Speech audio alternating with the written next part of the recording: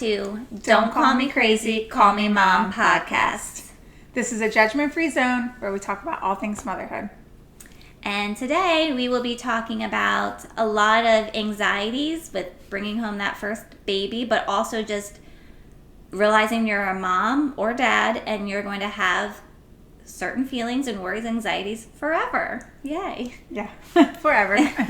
And we have our first guest. Yes. He doesn't have much input, but this is Charlie, my puppy, and he decided he was going to snuggle up with Shayna today, so here he is. I'm not going to say no, so he will be on the show. So this is, I think, one of the things that connected us in the beginning a lot. I know personally, I had a lot of things I would say when I had my first kid, Madison, and we came home from the hospital, and just that first year, even when I went back to work, that adjustment. But there were so many things I voiced to other people, family, friends, or whatever. And a thing I heard quite often was, you're a first-time mom. You're a first-time parent. Of course you feel that way. You're just tired. I heard you're a first-time parent so much that a lot of feelings that I look back now and realize they probably were something more, I just try to shove down until I met you. And you felt all the same things also. And I was like, maybe it's not just me. Maybe most people do feel this way, but they don't talk about it. Yeah. I think I always had a lot of anxiety, but I never realized it until I became a mom, because the anxiety just becomes so much more. I agree. You feel it so much more, and it's always there, and it's everything that you think about. You're always thinking about things. So I'd never realized how bad my anxiety was until I had Brayden. I agree. I think I had it always. Even back to high school, I can think about things that would make me anxious. But I think having kids, because it's another life that you just feel like you have to do everything for and protect, but it's a whole nother person. It just changes everything. And also, I feel like our parents or grandparents or, people older than us will tell us oh, it's because you're a first time parent, but we also have all of this social media now where you see everything, and it's constantly telling you all these crazy things are happening that you're seeing, possible attempted kidnapping here and this and that and the other thing, and there's always a creeper at Target, something. So you're always anxious about something because you're always seeing it online, and maybe some of it is fabricated, but you don't know what is and what isn't. So even school shootings and stuff, something I still hear from my parents, in-laws, grandparents, all the other generations, except I think really starting at our generation, I think is when shootings just became so much all the time. Yeah. And I even tell them that's one of my biggest fears when my kids go to school. What if something happens? And they all say the same thing. It's not going to happen. That's not going to happen. I'm all those places that it has happened at, they all were probably told the same thing. It's not going to happen. And then it does. Yeah. So I was like you just said, with social media and everything today, it's just a different world, even from when we were kids, that I was I feel like we have more to be anxious about and more to worry about. And back to the school shooting thing, one just happened in Joppa this year, and a girl that I work with, her daughter was there in the classroom right next to where it happened. So you don't think it's going to happen to you or your children, and her daughter's fine, but she heard everything, and it's traumatizing, and she'll never probably get that sound out of her head.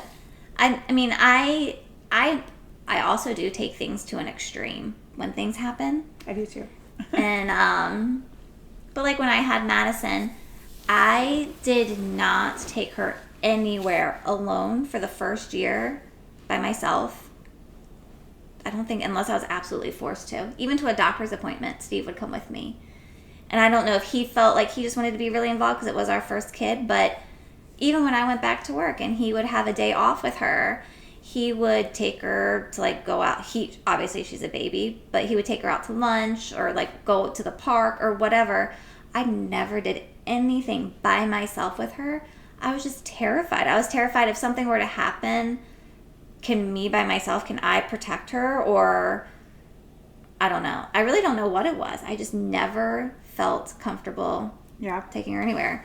I was very similar. I didn't like to take Braden to the store. We did a lot of like neighborhood walks, and we lived in the same neighborhood as my in-laws, so we would walk to their house a lot too. And we had our other dog with us, Molly. So we did like a lot of neighborhood walks and stuff, but I didn't really like taking him to the store. I didn't really take him a lot of places alone either. I found too, like feeling that way, I was like, well, once we get past this hurdle, like of having a newborn, or once she's like 1 or 2, or when we move into our forever home, or I have another baby, like eventually these feelings will get better or go away. But they never did. I mean, maybe some of them aren't as intense as others or whatnot, but I was like, the anxiety and worry that I have, I think I'm going to have forever. Just even when they don't live with me, even when they're grown adults. Like the fact that I have, that they're out there, I'm constantly going to wonder, are they okay? Are they safe? Or whatever. But that's until the day I die, I'm going to have this pit in my stomach all of the time. And I don't know. It makes me sick to my stomach a lot. There's always something new to worry about. And now, like with our kids in school, there's more things that we have to worry about and be anxious about that we didn't before. I even am worried about when they go outside to play at recess. Yeah. Because you don't know who's hiding behind the trees or who has what. Like, and it's not necessarily, I think somebody's going to run out and try to steal our kids, but like, what if somebody has a gun and they're hiding in a bush or something? I think about all those kind of things. So do I. I don't know if it was when Madison was a baby or Carter, but one of them, I think it was Carter, and I was starting to take the kids to parks more on my own, meet up with other moms or whatever. But all these things were circulating on Facebook about like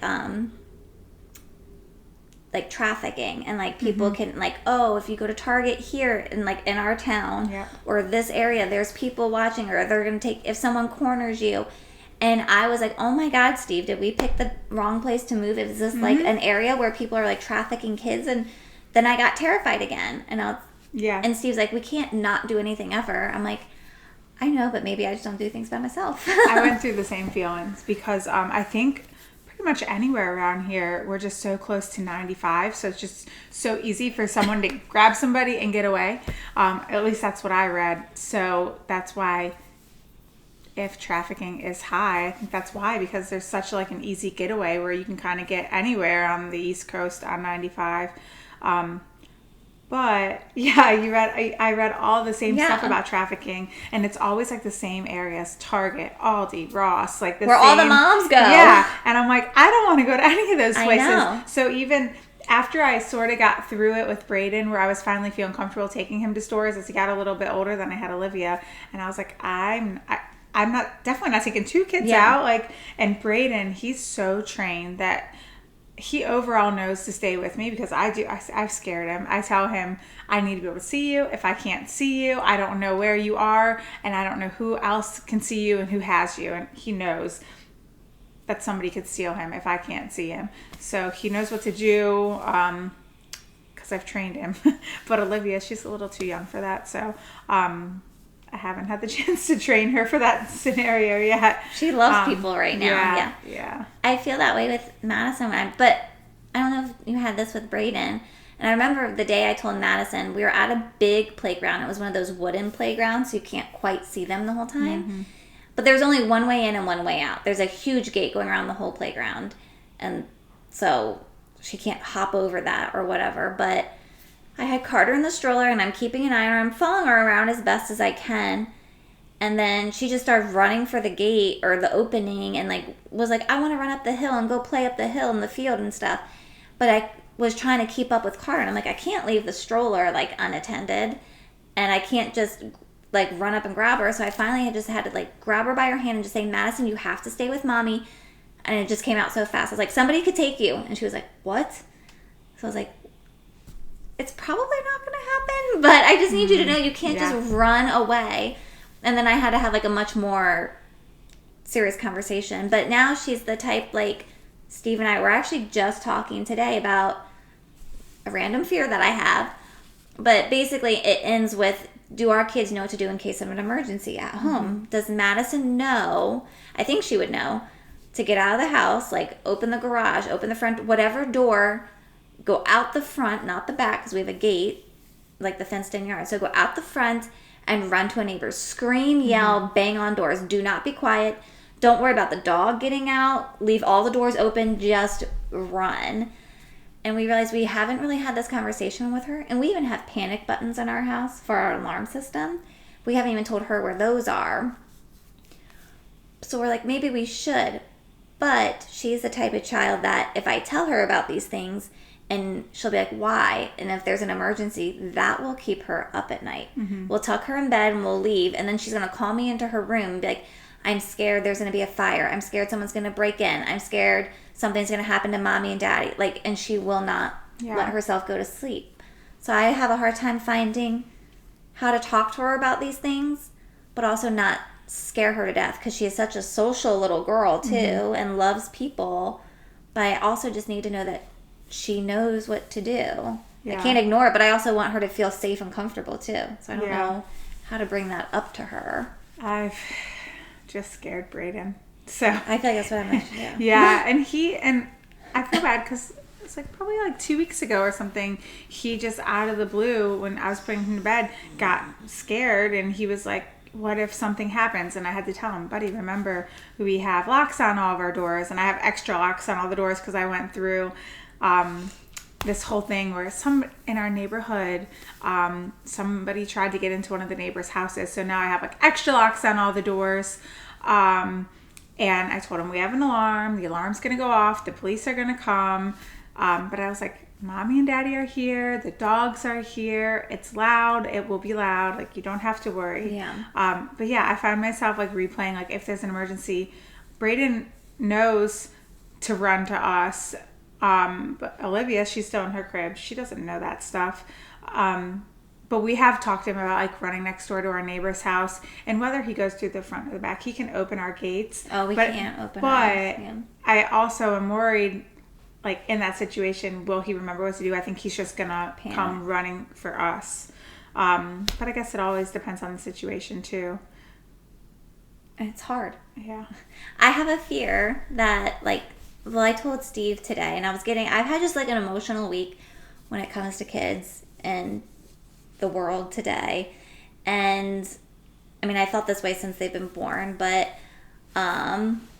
some days I just like something just hits me and I'm just super emotional. Just looking at them, I get like emotional. Like, I can't believe you're a baby, and now look at you. Like, I can't believe we created you, and like you're a person now with like thoughts and feelings and like attitude. But I've never thought I was going to feel the way about another person the way I do about the kids. Like, everyone's like, you're gonna love it, it's gonna be great, you're gonna be tired, you're gonna be this and that. But I feel like you're like, yeah, but you don't really know until you have your first kid. And I was like, yes, you are more tired than you will ever be in your whole life for a very long time, and you'll never understand the level of tired until you have your kid. But the level of like love and like, as like any parent, but I feel like a mom especially, like how you want to protect your kid, and you just want their world to be like a bubble, like everything perfect for them all of the time, like the amount that you want everything. I did not know how strong you feel that. Yeah, I agree. And like, I mean, I can cry at the drop of a hat with my kids because of how strong. Maybe I am crazy because I feel so strongly. I mean, do most people feel that strong? I don't know. Maybe I am over the top. No, I think a lot of moms feel that way because I'm the same way. I just, even at night, and so like talking to Steve coming here, I'm like, I have a fear that something's going to happen to them, or they're going to see something happen to like their parents, and that's going to happen, and they have to like, or I don't know what it is. And Steve's exact words in the car where I was like, should I say that while recording? He's like, don't say that. But it was like, kids F you up. But he said the F word. Yeah. And I was like, they do. I was crying. I was like, in like the worst but best way or whatever. And I was like, I just can't believe how strong you feel about something. And that was another thing. Looking back, I do think both of my kids, I did have some form of postpartum depression. Yeah. I think so many people just told me, you're just tired, or it's just your first time, or like my son was born during COVID. It's COVID. It's a hard time. You can't see people. And everyone just kept giving me an excuse of why I felt that way. But when I look back now, I was like, I think I had like, I saw a celebrity and I followed their story, and they had postpartum OCD. And I was like, I don't know what that is. And as I followed her story, it was 100% how I felt and how I still feel today. Yeah. I was like, I didn't even know that was a thing. I don't think I've heard of that one. And it's not even OCD like you need things to be perfect. It's OCD like you think you're going to see a bad thing happen to your kid and you can't get that thought out of your head. Oh, yeah. That is how I feel. And I'm told constantly, several family members, just don't think about it. And I'm like, you don't understand. I can't not think about it. Yeah. And you make me feel bad that I think about it or whatever. I for some reason, all of the sad things pop up on my social media. I guess it's what you look at. Yeah, I guess it's what I look at. And when I see all of the sad stuff, like, I can't help. I have so many emotions for, like, what those families are going through, and I will cry for them, and I don't even know them. And then I like, imagine, like, what if that happened to us or my kids, and then I can't stop crying either. It's having kids, it's powerful. I do feel like I had postpartum depression issues and definitely postpartum anxiety issues with when I had my kids. But yeah, I think about things that I feel like you shouldn't think about. And I'm like, what if this happens to my kids? I mean, there was a time we were going to the zoo together in separate cars, like the zoo up north or whatever, and then we had to cross over the dam. And I picture the dam breaking, and I had the kids in the back seat strapped in their car seats, and we fall into the water. And I'm like, I can unhook my seat. Can I get them out carefully? Do we even get out? Do I watch something terrible happen to my kids? And I play out step by step to the point where I get sick and nauseous. I feel like I'm going to throw up, and I start crying. And the chances of that happening are so ridiculously slim. And then it literally will ruin the next several hours of my day. Like, people have told me, like, you're having a mini panic attack. I'm not freaking out like that, but I just get so emotional about it that I'm just like, it ruins a little bit of my day because I just can't not picture this. Well, you'd think, like, what are the odds? They're extremely, extremely slim. But then we see things happen, like the Key Bridge. I know, exactly, yes. The Key Bridge right down the street from us. And the chances of that happening are extremely slim. But that was right down the street from us. And I've never, like, loved bridges or dams or anything like that to begin with. But I never really had a fear of them either. But now I find myself anytime I'm going over them with the kids, I'm always anxious. And even, like, the exits coming off, I don't know, they're coming off of 95. When you know, I don't even know how to explain it. Like, I was coming home from the science center with Brayden because he had a field trip, and one of the exits, maybe to get onto 95, it's just like a lane that's like built into the air that brings you onto 695 or something. Around. Yeah. Yes, those things are terrifying. They're terrifying. I don't even know what it is, but I hated every second of being on it. And I was even telling Brayden, I'm like, Mommy hates this. I hate this. I can't wait to get off of this. I hate those things. That's my other dog. Another puppy coming. Here comes the old one. Hi, Molly. All the doggies joining us. Watch for the dogs. Don't watch for us. Hi. Coming up too. That's just, yeah, I don't know. I play things out. I think Steve, when he travels for work, I have a fear, like, that the kids are going to, like, one night I was having really bad heartburn. And I was like, I'm going to take some Tums, and hopefully it goes away. And Steve was traveling. And as I'm laying there, I'm like, what if it's not? What if it's something more? What if something happens to me in my sleep and my kids walk in the next morning and find me?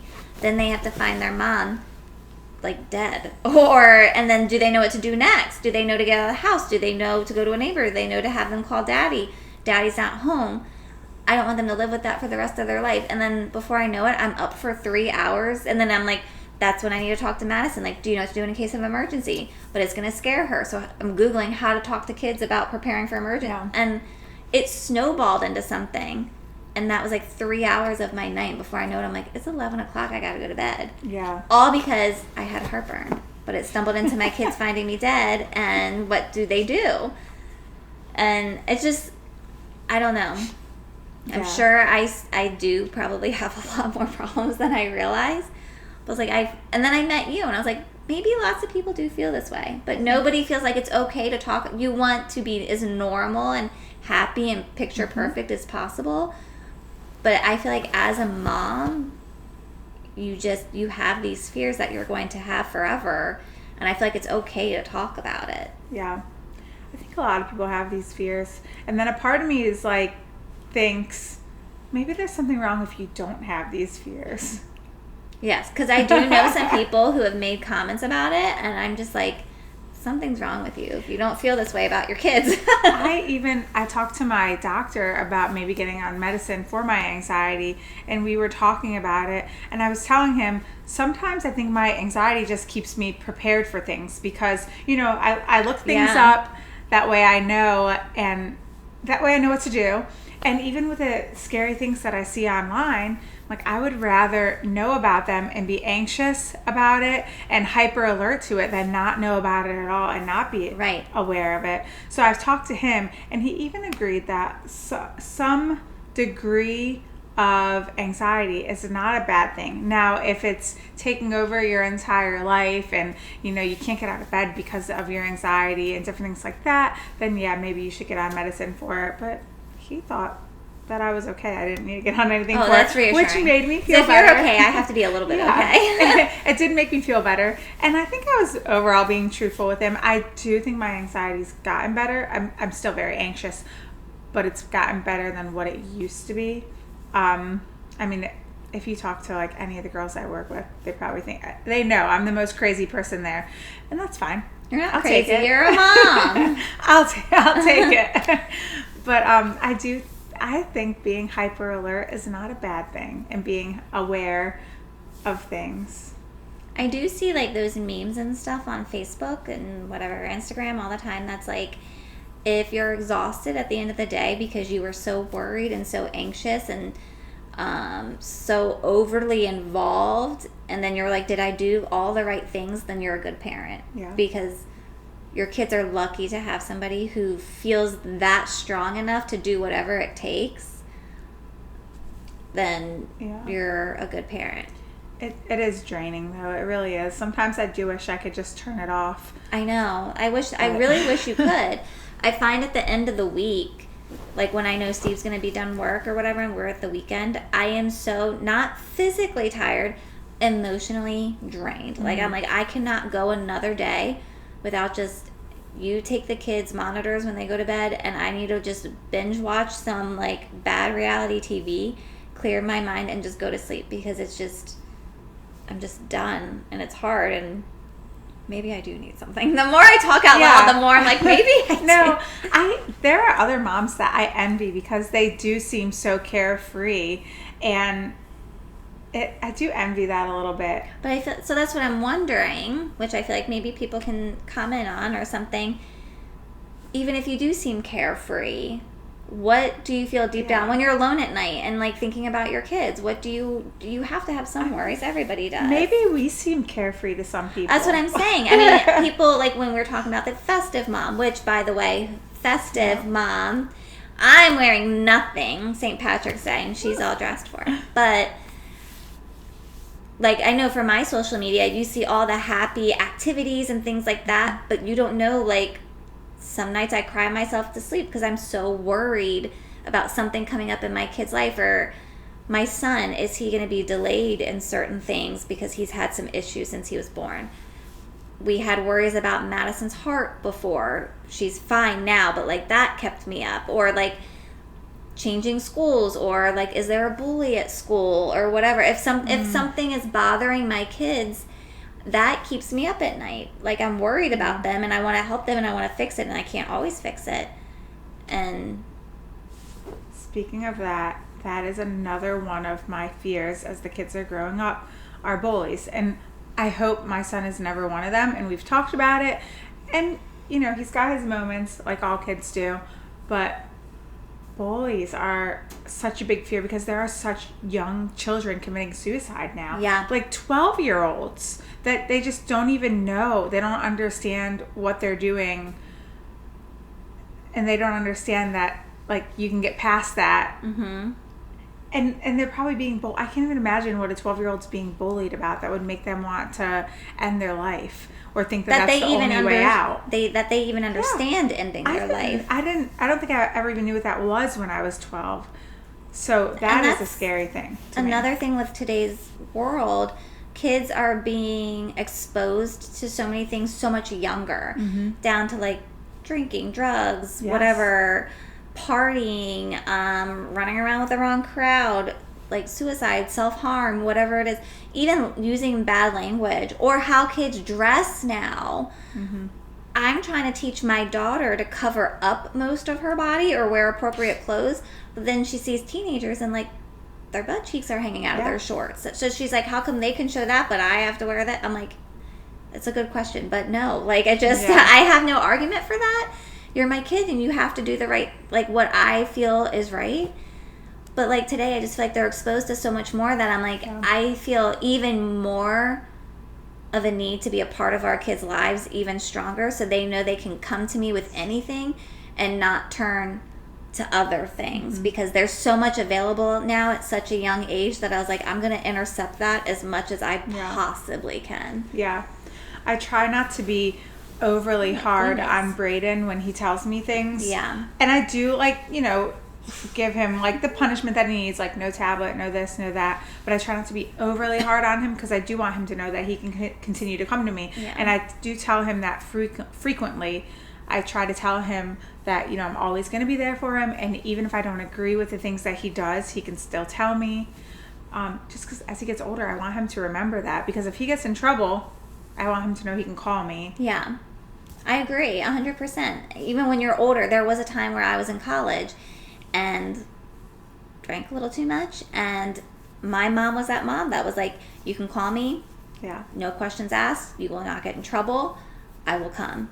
And my friends called her and she drove very far out. It was a Halloween costume or Halloween party, and my costume was a cat, and I'll just leave it at that. And my mom came out and my friend carried me to the car and she took me home, and then the next day she was like, do you have anything you want to talk about? And me and her were very close, so I confessed, just, you know, I drank too much, all this stuff, whatever. But if I didn't bring it up myself, she wasn't going to push me. And she's like, I'm just glad you called me, because something worse can happen if you don't. Yeah. And I want to make my kids feel that way for absolutely anything. Me too. There's a mom at a group or one of Madison's activities, and we've gotten to talking a lot and like sharing stories about some of our kids and our worries and stuff. And she said,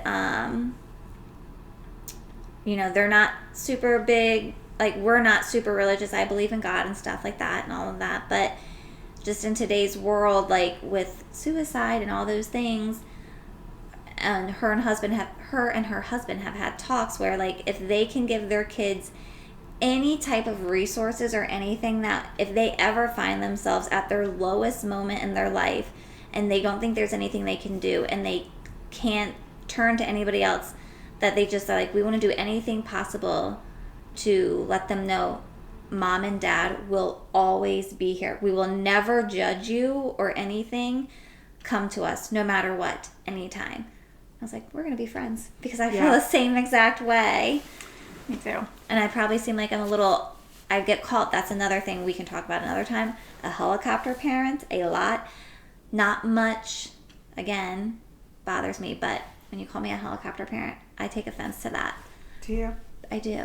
Because I feel like I call myself that. I know that I am. I don't think it's offensive, because I think I am one. I mean, I think I am one, but I also think, to me, from my point of view, that is what makes me feel comfortable as a mom. Yeah. So I'm like, I don't tell people who are not like that. I don't say like, oh, you're just not on top of your kid enough. I'm like, that's how they feel it's best, and I would never comment on that. But I'm like, this is what I feel helps me feel better as a parent, and how I feel I need to be with my kids. It's what I feel is necessary, and I just don't feel like that should be